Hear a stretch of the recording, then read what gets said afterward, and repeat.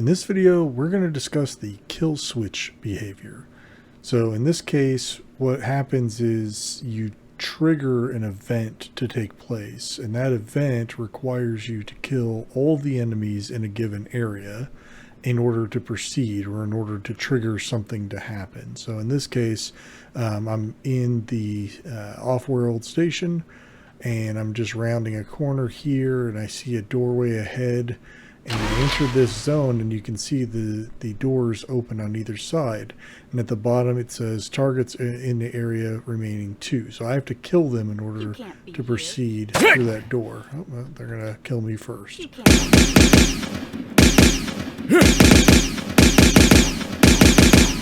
There we go. And now we got through our door, and we can proceed on to the next area. Okay, so let's take a look and see how that's done. All right, so obviously we have an enemy on either side of these doors. So those enemies are really just standing there. They're nothing special. They just have a character attack behavior attached to them.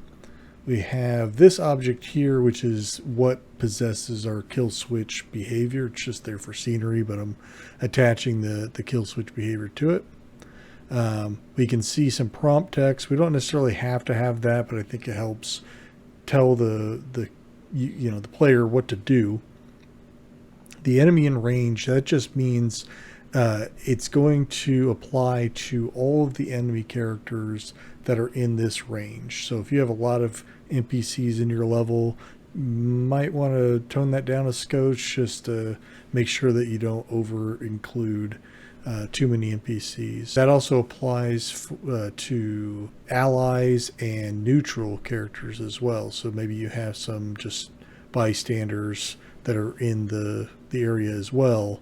They might get picked up as enemies, so you just don't want to include them if that's not the intention. So just be aware of that. The enemy counter on, that just gives me the kill count, the number of enemies I need to kill.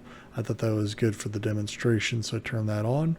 And then the text that shows up, so it says targets in area remaining, and it gives me the count of how many enemies are remaining in that range.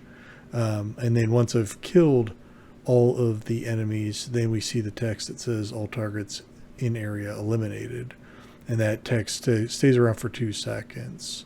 And then the only other thing we have is the sound slots. The first sound activates when the behavior is activated, and the second sound activates when the behavior is finished.